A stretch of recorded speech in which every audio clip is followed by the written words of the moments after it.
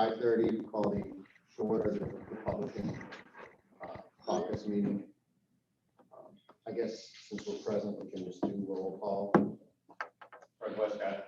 Bird Girl. Aaron Booker. Brad Lindmeyer. Kevin McCarthy. Gene Crosby. Keith McDonald. Paul Arena. David Kelly. And on Zoom, we have. Steve Schultz. There you go. And Jazz Billich. thank you.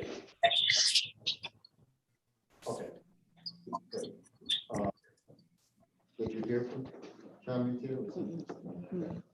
All right. This week we have the invocation by Angela Fellers. Awards, presentations. There's a presentation by Scott Bloomquist, Regional Superintendent. And I'm not sure what exactly that presentation is about. We didn't cover it when we had our chairman's meeting today. There's two proclamations, one for LGBTQ Pride Month and the other for Juneteenth National Freedom Day. And I believe that's being initiated by board member Fellers. So the chairman's working with her on that, so it won't involve any of us. Appointments under the county administrator appointment of Deb Crozier as Winnebago County Human Resources Director. Does anyone have any questions or hi, Jeff? Let the record show that Mr. Butita has joined us. Ignore the text.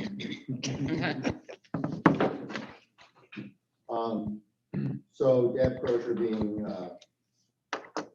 elevated from a interim human resources director to the permanent human resources director. Does anyone have any questions or concerns about that? I know there is some, I can't remember what the actual designation is, but there's a certification for that office, assurance, that she does not yet have, but that she has committed to get within the next 18 months. So I think that would be the only outstanding issue. Does anyone have any concerns about that appointment?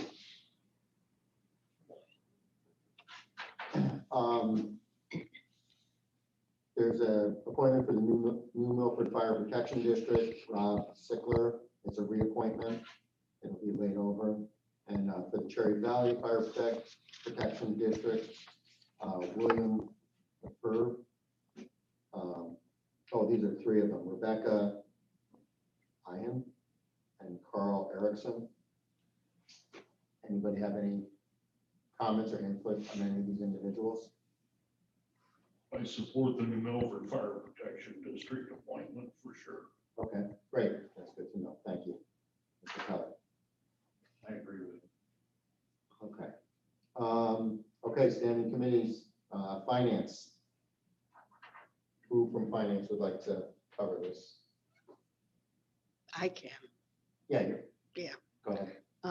We're approving the hiring of outside legal counsel. We're approving the hire of outside legal counsel for labor negotiations. We have a resolution to settle with Ballinger to the tune of, I think it's 177,000. I think it's 174. 174. Yeah. Primary reason, it would probably cost us $250 to fight it. So it's a monetary decision. You gotta kind of just hold your nose. Yeah, if I could just interject on that, when we had our chairman's meeting today, Mr. Rickard cautioned us about, as we debate that, to not be disparaging against any of the parties involved. That we'll talk about our current agent, our last agent, just stick to the facts, because he said that something happened in his prior county where comments made by a board member caused them to be sued. And he said, we don't want to upend things now. So that was, he asked me to share that with everyone here.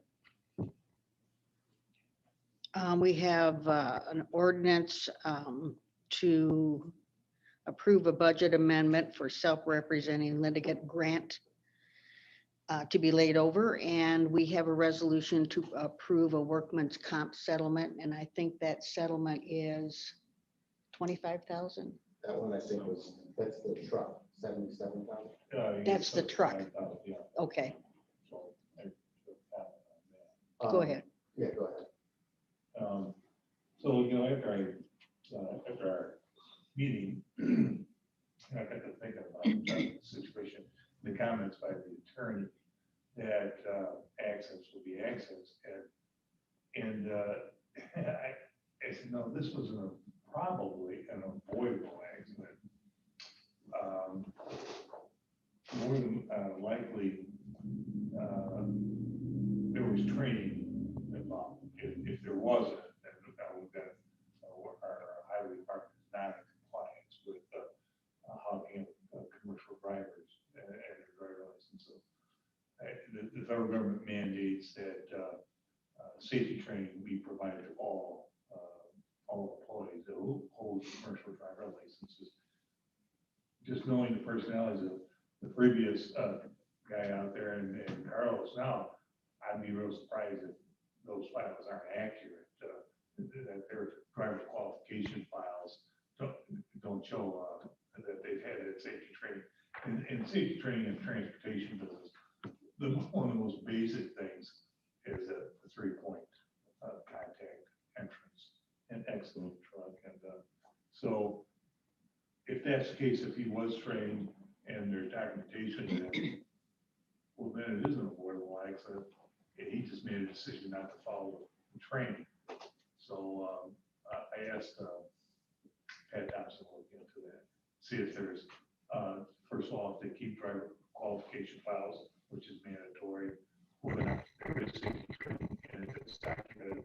If in fact all those things are the case, then I think the lawyer was maybe just a little flippant in settling this, because if there's, I think that there's a mitigating clause that should be applied to us as the employer. If it was, the tables are turned, and this was got me to thinking was that,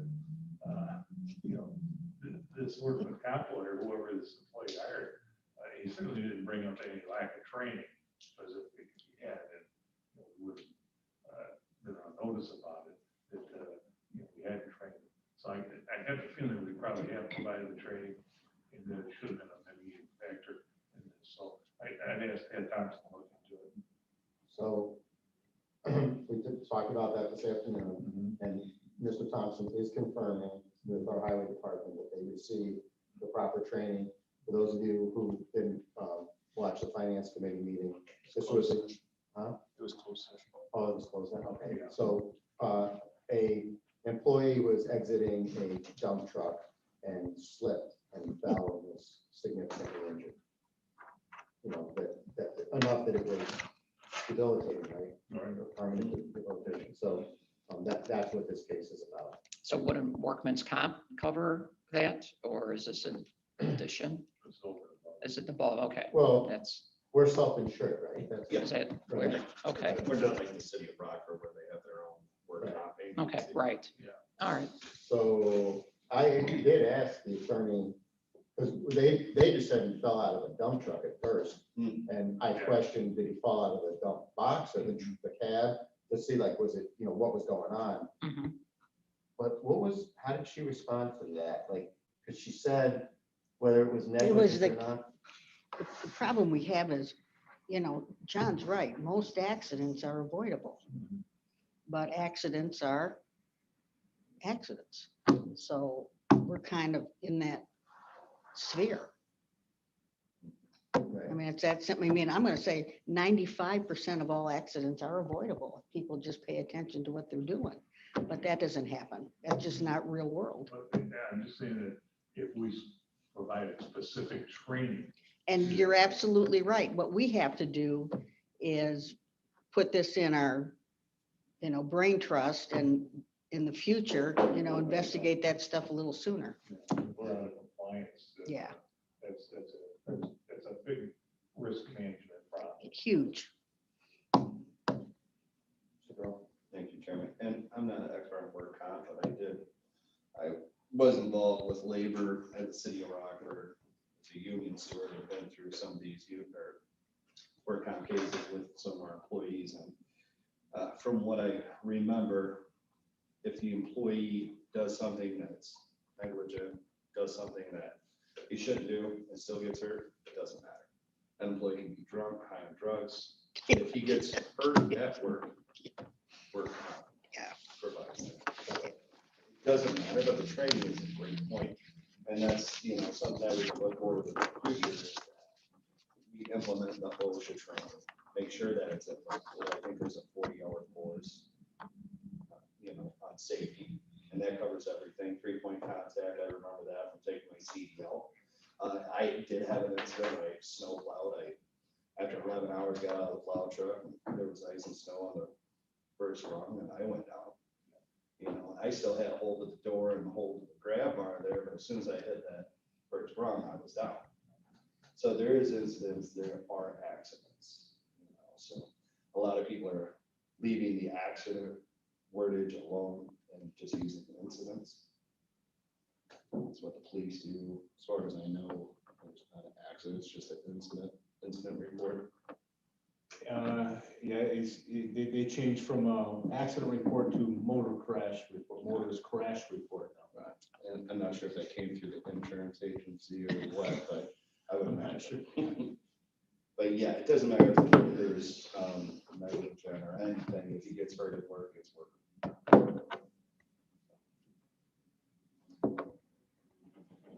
Okay, any further discussion on that workers' comp settlement?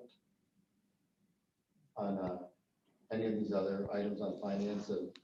So I do have a question. I see like the ordinance with Bellinger is to be laid over. Is there any urgency to suspend? No, I asked today if we had to suspend on any of this stuff, and I was told no. As far as they know right now, there's not. But to that point, I think it would be smart to suspend. To get it done with it. Yeah, because we don't want him changing his mind 30 days later. Just cut the check. I would support that. Yeah. I had sent Mr. Hanley a text asking if we need to spend on the outside legal counsel, and he just said he'd get back to us. And Chairman Shirelli did the same, and he's not. And no one has said anything on the Ballinger thing, but I agree with Ms. Crosby. We should just get it done and behind us so we can move on.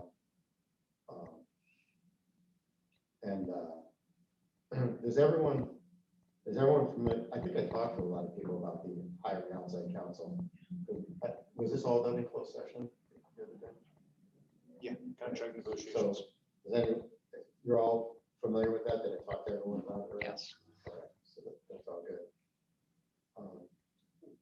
We did it constantly at the Rockford School District. Right, yeah, you had shared that Yeah. with me, that it was a standard thing. So I'm sorry, Go ahead. Mr. Kelly, did that seem to work out better for the school district to have outside legal counsel instead of doing it in-house by themselves? When you guys made that change, could you see the actual effect that, hey, we're saving money, negotiations are going quicker, and they're not lasting that year and a half? The school district ended up hiring the lady that worked at Hinshaw. Oh. That's a yes. I think in this case, the company that they're looking at is highly regarded. And they also are using, in-house, they're gonna do as much of the legwork as they can to minimize expense. Now, would this be with the ASME and FOP and all contracts negotiated through the county, or just the I think it's on ASME? a case by case basis. Okay. It's for this contract. Okay. And maybe, so he said that it's for legal representation in the whole term of this contract. But, they would just use them if it was necessary. But they may use them for other things too. Plays out. Booker. Thank you, Chairman. Mr. Girl, as a former labor official, I anticipate the unions are going to say, hey, the money we're asking for, the county is Yep. spending. That'd be the first thing I would say. You guys got money, hire outside legal counsel, but you don't have money to pay us. That would be the first argument I would make. They have, I guess that was. Well, They're gonna make, I'm sure they have they'll staff probably- representatives that come in and negotiate, but they don't really hire an attorney until it gets to a certain point. And they may turn to the media. But just keep in mind, that could be, like Mr. Booker said, the first thing that pops out of their head or out of their mouth, so. In my mind, the state's attorney office has such a heavy workload. Yep. And short staff anyway, somebody's got to do the work. And I think that's exactly what we say, is that we just don't have the manpower to dedicate to these negotiations like we did. It is a with the specialty. It is, and it definitely Right. takes time away from the state's attorney's office. If they have 3 state's attorney, whoever that has to come every day and negotiate for 10, 12 hours a day. Mm. It's a long, arduous process. Takes months. I would just add that the taxpayers are entitled to the best representation that they can get because it's their dollars and they're paying funding for this. So that would be my argument.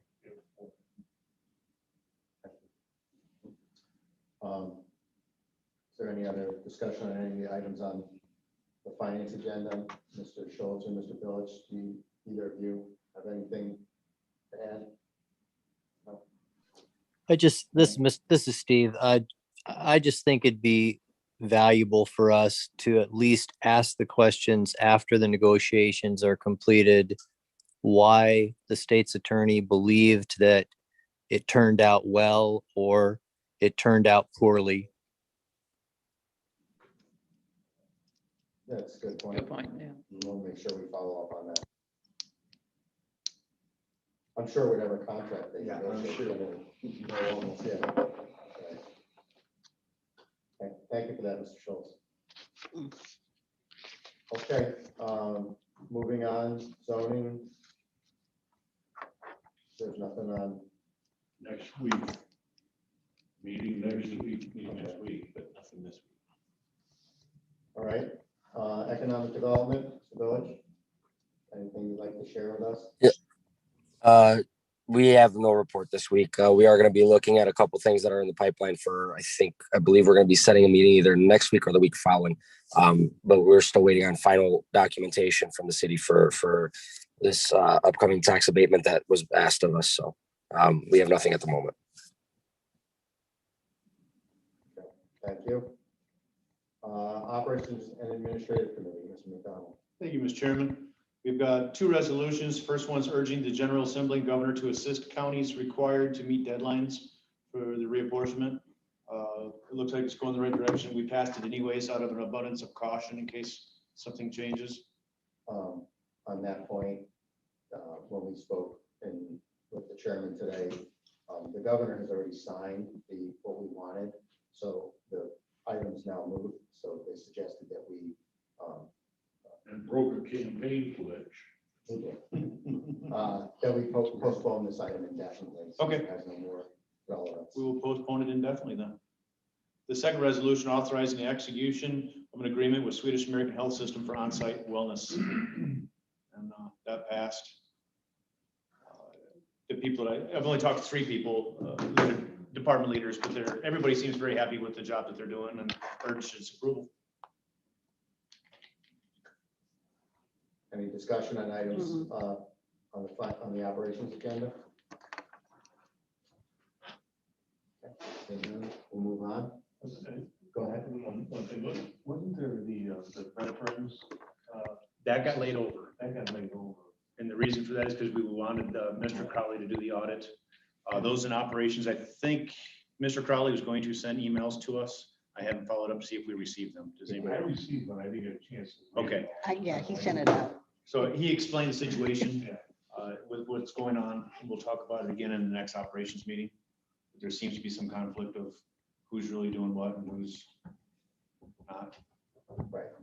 I had a pretty long conversation with him, and he had a different take on the events that took place than we heard in committee the other night.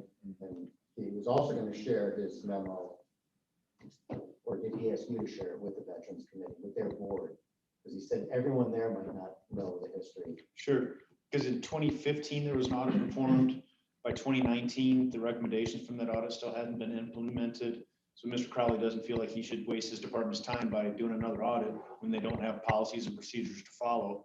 At that time, I guess there was a power struggle within their board of sorts. So we just need to get back on the same page with that board and move forward. Hopefully, they can come up with their own policies and procedures to be audited by. Be able to compare it. So there's going to be work for us to do on that. But I would encourage everyone to read Mr. Crowley's memo. Any other discussion on operations? Okay, seeing none. Public Works Committee, who's on? I have to apologize. I misspoke earlier when I said zoning was gonna be next week. I think it's Public Works is next. Yeah. Right, yes, the 15th, I think. Not is- sure when the next zoning is. And I thought there was something next week, but I could be wrong. Zoning usually takes place on county board weeks. Yeah. Yeah.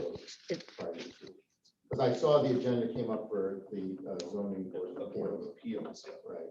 so that might be clear. I saw for ZBA was on the agenda for this week. Oh, is it this week? Yeah, I believe Board so. of Appeals, yeah. So I don't think there'll be one yet next week. It might be probably the 4th week. Okay. All right. Any other comments from Public Works? Okay. Public Safety and Judiciary Committee, Mr. Girl. Thank you, Chairman. No report, but we did get our numbers in for May for the feds, for our prisoner program. And in May, we had 450,000 is what we billed for the feds. Compared to April, which was 414,000. Nice. So we're starting to see more inmates come in there, so. I think what we did when we met with the guy from Marshal Service. U.S. Marshal Service, thank you. Those implementations that we put in, we're actually starting to see that progress come back. So it's great news. Yeah, it is. That's fantastic. And, you know, we got empty space over there. We might as well. We have empty space for sure. We just need staff to fill that space and we could almost double these numbers. Anybody else getting these crazy emails from the Ferguson guy? Oh, Yeah. Lord, yeah. Yeah. I nonstop. immediately delete them. I didn't read them, so. 'Cause Huh? I didn't read them. I don't know, Oh. but I saw they were just. Oh, I throw them out real quick too. Yeah. And I have just one more thing. I did receive a phone call from the chief fire from Cherry Valley. They're looking to replace one of their cardiac monitors in their ambulance, which is outdated. They did talk to the chairman, Mr. Thompson, Mr. Rickett, about using some of these care funds for other municipalities. Because a large portion of those funds were for public safety. So I expect more municipalities to be reaching out to the county for their needs when it comes to public safety and staffing some of these. My district, and of course Kevin's, I have a lot of Cherry Valley Township. I have two pockets in my district, and Kevin's. I think Yeah, they're good. fully, 3/4, if not more so. yeah, almost completely covered by Cherry Valley. So they had two ambulances. The first one has this equipment, the second one doesn't. So if you're unfortunate and get the second one and have a cardiac problem, you really want that equipment So- in there, and it's about 30 grand. And this is definitely a lifesaver. It Without is. it, I don't know how else to put it, after speaking with the chief and knowing then well enough being there, that this would make the second ambulance up and running. Well, I will tell you, if you don't have it, I mean, that's the only reason my husband survived 2013. Yeah. Because he was gone. And they shocked him back. So if you don't have up-to-date equipment, something does happen, you open yourself up for liabilities. So. So I'll expand on what you just said in new business.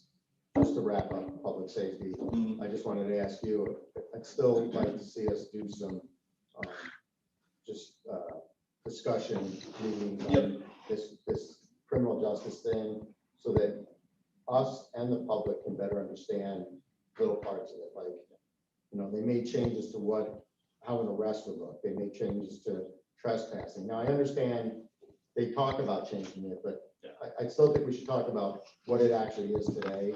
So there's the trespassing thing, the arrest thing, what the no bail thing or bond, whatever it is. You know, I've heard people say it's a good thing, people say it's a bad thing, I don't know. If we could, you know, just periodically do one subject so we don't like. And it does seem like the law enforcement side is influencing our state legislation with this bill. A lot of the things that were passed initially are getting removed. But they didn't pass anything, Well, they're amending it. They're working through from the last I heard. but that's what, like, Yeah. you know, I've been down there enough to know that, you know, there's, you know, the talk is cheap, right? It comes down to what actually happens. Right. So I think, so we better understand how it is today. Well, I think we need to understand how it affects Winnebago County. Right. And not just the county, us, but all the municipalities that would have to buy body cameras, that would have to provide storage. They're working on the storage part, the funding still isn't there for the body cams. So there are a lot of things of this bill that just doesn't make sense if you have a department at 10 or 15 to where you're barely getting by budgeting. And now you have this extra expensive body cam storage, other liabilities, and like you said, you know, the trespass. What does no catch bail mean to the county? Is it a good thing? Is it a bad thing? Is it a mixed thing? You know, we really need to know. So I'll set that up. Well, hopefully, Mr. Thompson will reach out to Mr. West's office or someone that sponsored the bill, and someone that knows about the bill. Because when I watched the last forums, it didn't really seem like Rep. West knew what was in the bill. He always deferred over to the other gentleman that co-wrote it. Well, and that's fine. I'm But I sure, was just, you know, don't feel like you have to wait for Pat Thompson to make his connections. Right. And if you call Representative West's office and say, can you get us someone? I have a relationship with somebody who represents the police chiefs in Illinois. He suggested we have the lobbyist for the Sheriff's Association. He said that guy really knows. So I think when you do it, you should have one, you know, both point of view there to answer our questions. absolutely. And just take it, like, don't try to, it's a 600-page bill, so don't try to do the whole thing. Just this week, we're gonna talk about what trespassing is. This week, we'll talk about what the arrest is, and then the bail thing. Let's break it up in chunks over the summer, because the next time they'll talk about it will be in veto session. Mhm. We, you know, so we're better prepared, Yeah. you know, then. So that's what I'd like to see us do. Is there any other discussion on the public safety and judiciary? Okay. On new business, two things. To Mr. Girls raised the issue about the need for the cardiac equipment with the ambulance. I know they reached out to Mr. Nikita also. Mr. Rickard is putting together the some suggestions for use of the money. I guess we have received the first portion that funds comes in two pieces, once this year, once next year. What they're considering is allocating $1 million of the money that we have now for us to use this, you know, at our discretion.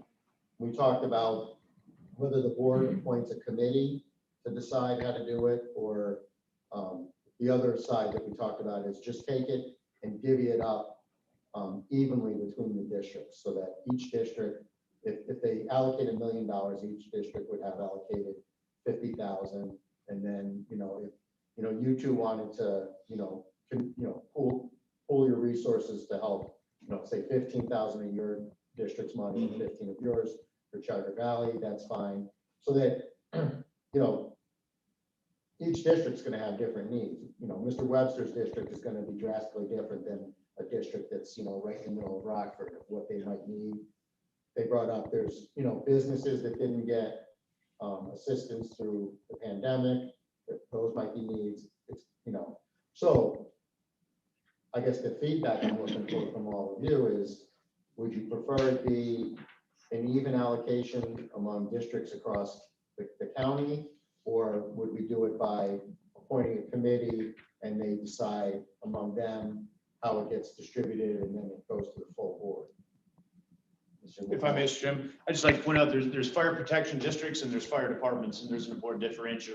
Obviously Loves Park, Rockford, their fire departments funded by their city. So are we only going to help out protection districts? Or are we going to help out protection districts and fire departments? I think that's going to be important, because you get somebody the size of Rockford Fire that can justify millions of dollars worth of need, whereas you go to a Durand Fire Protection District, this $30,000 could make a lot of difference for them. So I think we need to set guidelines based on need. Not to beat Rockford Fire or even Loves Park, that's city funded, but the fire protection districts, I think their tax bases, most of them are shrinking actually.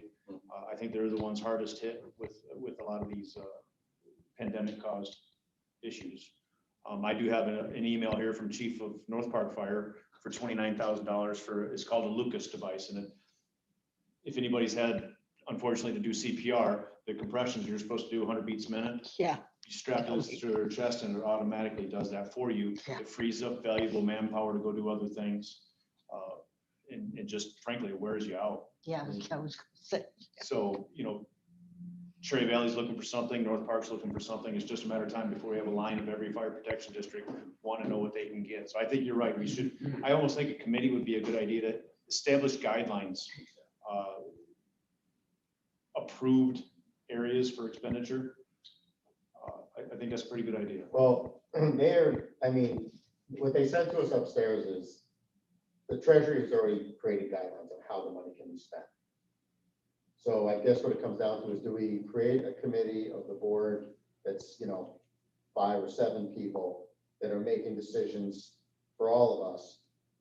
Or I think my preference is that it just gets divvied up equally among all of our districts, and then we decide how to use it. Maybe you and I want to team up on something that affects, because we both represent part of McChesney Park. Sure. Right, so we might want to, that's kind of where I think it would work better, but like I said, we got to go with the majority rule on that, Mr. Girl. Thank you, Chairman. I agree with you about the districts. I think that we should probably portray it, or, use what we do for our host fee funds with $1,000 that we get. So there's an application that you have to fill out, both parties fills it out, signs it, and that makes it official. Let's say me and Kevin want to do that cardiac thing. Cherry Valley comes in, they initiate the contract, they fill it out, we follow it up, we sign off on it, and that's done. Kind of like the neighborhood thing, we gave myself, Salgado, Mr. Hoffman both went in on signs for neighborhoods, $500 each. So they have to fill out the application here, and then we have to sign off on it. I just think if you leave it up to the, not saying that would happen, but there could be some kind of swaying that maybe some outside people would do to, hey, don't give them money, give me money. Here's a couple grand for your campaign fund, and we'll go that way. Because I kind of want it more than they do. We need it, we have to have it. So it kind of takes that out of our hands. And then you just put the focus on the actual administration, and whoever's coming in, you fill out this form, what's it for? We see if it actually fits in the guidelines provided by the Treasury, and if it does, then it goes to the board members to say yes or no. So you're saying that the district representative gives their stamp of approval, and then the whole board gives final approval? I don't think the whole board would have to give the final approval, just, Mr. Rickard or whoever. Let's say me and Kevin want to do that, we fill out the thing. So do it the same way we do. We each get $1,000. Yeah, I would think that would be kind of easier, and we already have that stuff. Were you guys aware of that? That you get Yes, $1,000? yeah.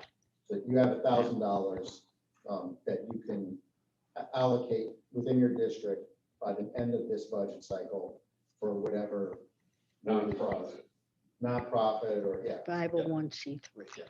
Right. Or C6. right. So you have that. So I kind of agree with Keith. My concern is that I think the aggregate can go farther than each of us individually could do on our own. Because it's $1 million. So there might be a need out there that would be 200,000 or 300,000 that can make a difference in the community. And that prevents that from happening. And it's not on the list from upstairs. But we pool our resources now, like you and I and Keith can go together. Yeah, but let's say, but if we have a committee, I don't have to get on my knee pads and go to everybody and say, can we pool our resources? Just do the application like you suggested, Bert, very smart. Let it go in front of the committee, let the committee decide. Because I think in the aggregate, we'll get more bigger bang for our buck than we would individually. So just keep everyone keep this in mind. We're talking about, if I remember correctly, there's $22 million that we got this year.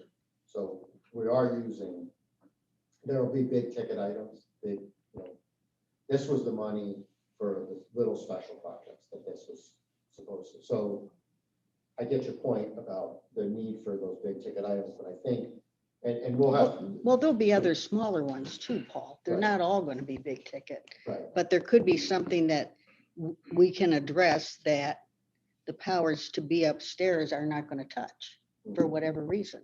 Because I got a call from the Cherry Valley guy.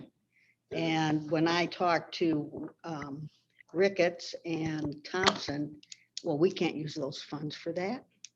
I mean, it was instantaneous. But they can. Well, but the point is, they weren't inclined.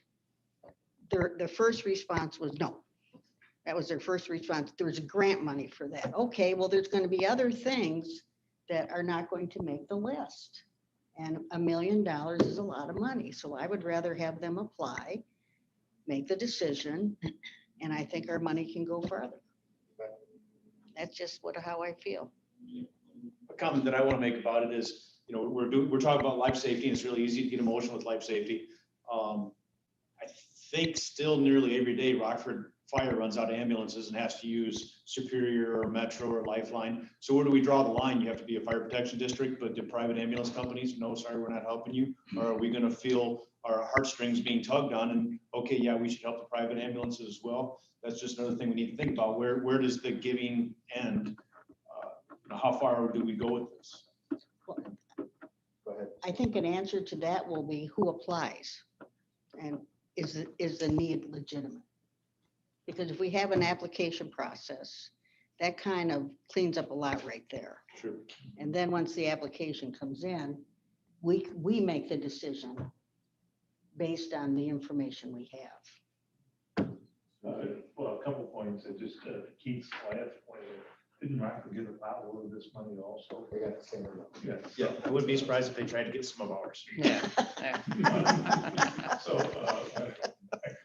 the other point is that, when Good I got point. the call from the From chief Chief. of Cherry Valley, and I reached out to Keith, and you made a good point about, you open the door and everybody's gonna want something, and probably true. But then I got to think about, because you had said there's something like 14 protection districts or Roughly, I'd have to go back and kind count of it. counting. So if all 14 wanted $30,000, we're nowhere near close to $1 million.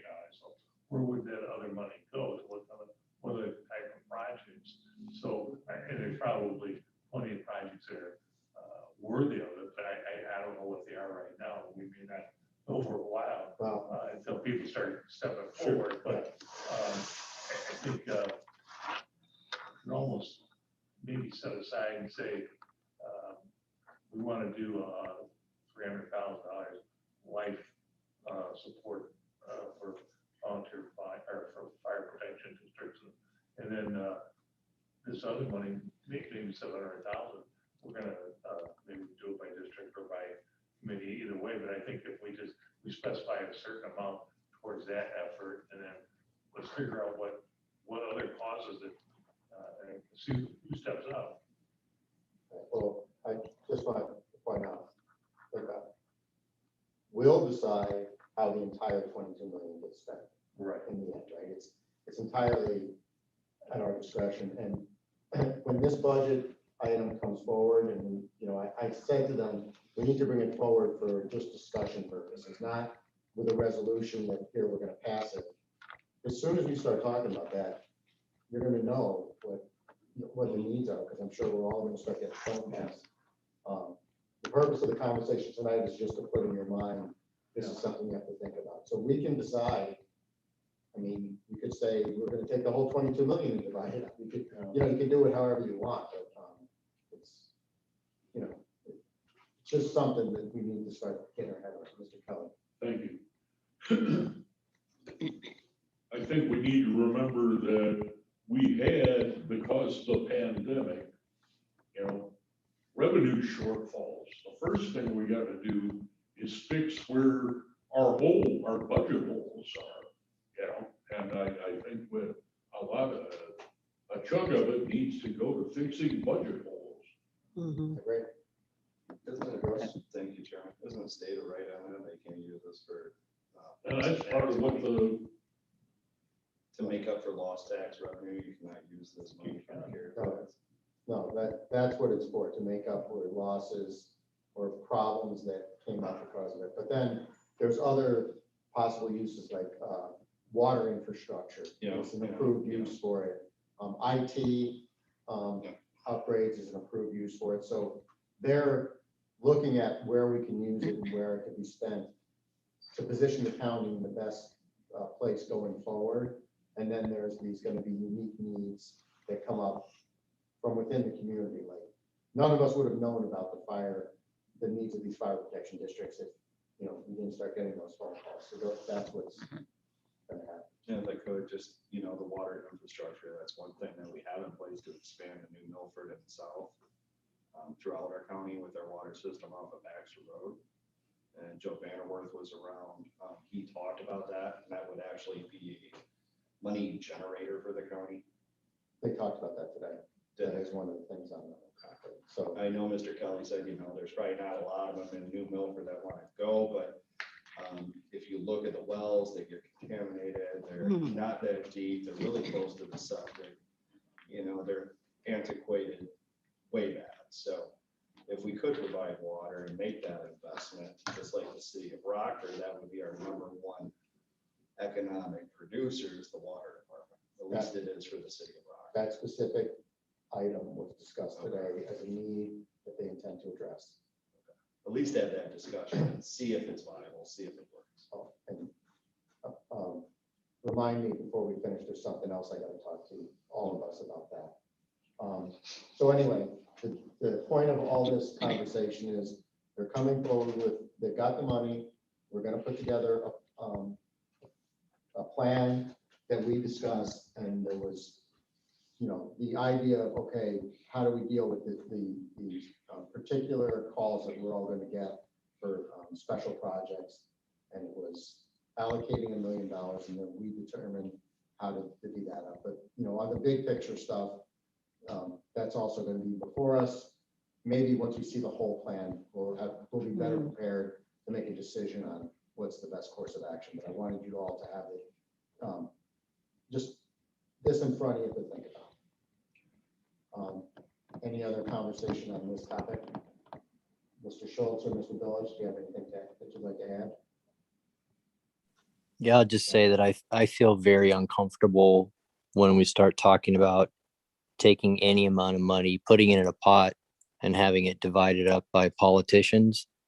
I really think that the needs of the county and filling up the holes, as was mentioned already, needs to be what drives the process. Okay, fair enough. I agree. This is going to be an interesting conversation moving forward. So before I forget, Dr. Martello would like to meet with us. Let me find it.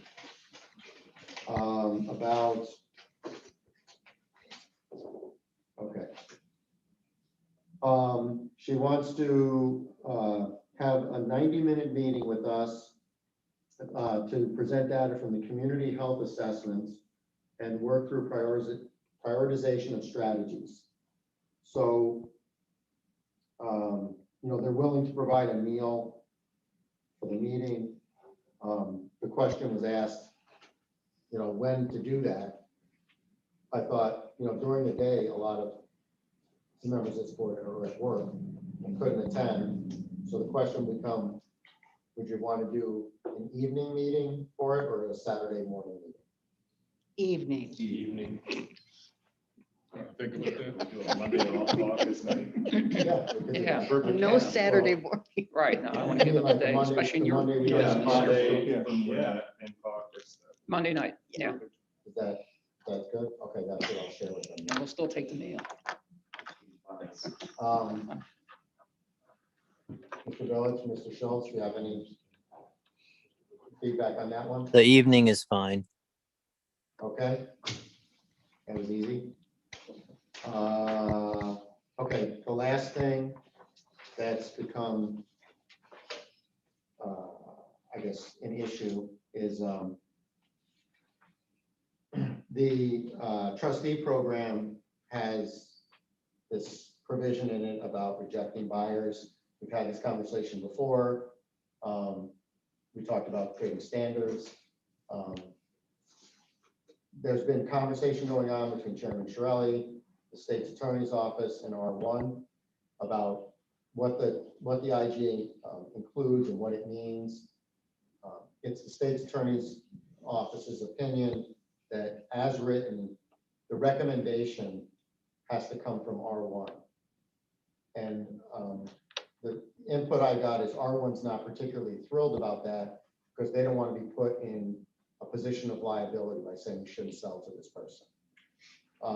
However, they insisted, and so R1 did provide some recommendations on some buyers, but I think the conversation is the information they gave isn't like solid to do it, and ultimately it would go to the board. What But when you say they, which they are you talking? Mr. Rickert, Mr. Thompson, Chairman Shirley. Okay, Like, because I couldn't follow that. I didn't know. what to talk about. sorry, I mean, there's been so much.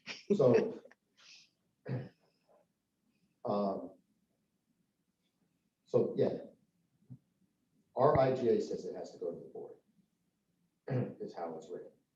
So if we bring something to the board without any type of standards, we're just gonna be hashing out a bunch of code enforcement issues from a municipality in our board forum, which one will be messy Mhm. and hard to really make a good decision. So what, I think in my mind, when this was passed, I thought eventually we need to create standards. So that is what I am going to propose that we do in new business, that we ask the state's attorney to bring us a resolution, or maybe it's, I don't know if the resolution or ordinance, for us to establish what are the standards on which we reject buyers. Question? Yes, So you're gonna, just so I'm clear, you're gonna have the state's attorney make recommendation on those standards. well, they'll create a resolution, it's just boilerplate, and this will go to operations, because that's the one that established it. Well, who's actually setting the standards? Operations committee. Okay. And are we gonna, I would like to have some recommendations from the state's attorney's office on what those standards should be. I don't want to get outside the law. No, they will. And what the safe area where the conversation went is, we should make the standard something that's indisputable and can be uniformly enforced. So where we went with it is just make the standard, if somebody is tax delinquent on other properties in the county, they're eligible buyer. Anyone else is eligible. And the thought was. So it's real black and white. Right, so that we don't get into, don't get sued. And the thought was, if somebody's truly a negligent property owner, there's a good likelihood that they're not paying their taxes on, other dilapidated property, and that might be, it might pick up the other ones. But if we start getting into this, an analysis of, what is a negligent property owner, what's not. It exposes us because then you have to look at all the people who did get to buy property and did any of them have any issues? And so did we reject this guy but sell to this guy when this guy also had some code violations, right? That's where the liability comes in. That's good. So that, but regardless, Chairman Shirelli said he's gonna not make any recommendations, let us establish what we agree is gonna be our policy, and then it makes it. Okay, another, go ahead. Thank you. I was just gonna ask them, we'll have to amend that IGA with R1, right? No, we wouldn't, because all we're doing is, it comes to the board, and the board is applying the board's policy. Oh, okay. So I got you. Because that would have been. the That's other- already in there, yeah. Right, that would have been the other option, if they, when we said, well, we should just sell to the highest bidder, because that's how Yeah. everyone else does it.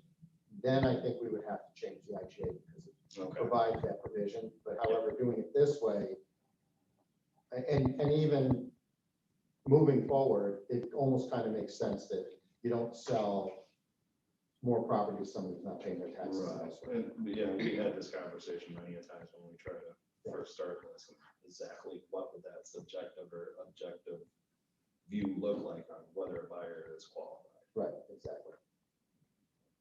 Some kind of a process for pre-qualifying buyers, maybe? We had talked about it. Well, yeah, just you'd be ineligible, well, this, I talked to the state's attorney about this, and he said, if we did it in this way, you could just publicize up front. If you're tax delinquent, you're an ineligible buyer. So you know, those people going in would know whether or not they can actually buy or not. So I would like to hear from, because you said R1 doesn't want to be in charge of this R1 didn't want to be in the position of having to make a decision. determination. Yeah. on who's the buyer. Okay, I would still like to have input from them and the state's attorney to come to the committee, just so we have it. I'm sure Mr. For sure. Okay, yeah. Yeah, Then I'm- everybody, You know, things like fines, unpaid fines, that kind of stuff. so I just wanted to give everyone a heads up that I'll be in new business, just saying, please, bring a resolution and for operations, just so it's on everyone's radar. Go ahead. No, that, I was thinking, I think that's all from my, I was just gonna ask, is there a time, when we, need to get a plan together for that 22 million? How we can spend that? well, they're working on it now, and they have to bring it forward for lots and lots of discussion before we try to actually do anything final. Okay, so they're not gonna make a plan and come down and say, well, this is how, like, No, okay, and I want to stress that the board is the ultimate decider of how the money gets spent entirely. So if this whole board decides that we're going to use it all for one thing or whatever, that's how it's ultimately going to happen. Obviously, we wouldn't do that, but no, they're going to come through to give us plenty of space to really think about it and decide how we want to actually do it. so I'm sure there'll be phone calls, like you said, coming. So. Yeah, as soon as it's out there that, hey, we got $22 million that we're gonna spend, you're gonna hear about all the needs. Okay, is there anything else for the actual formal caucus business? Okay, can I have a motion to adjourn?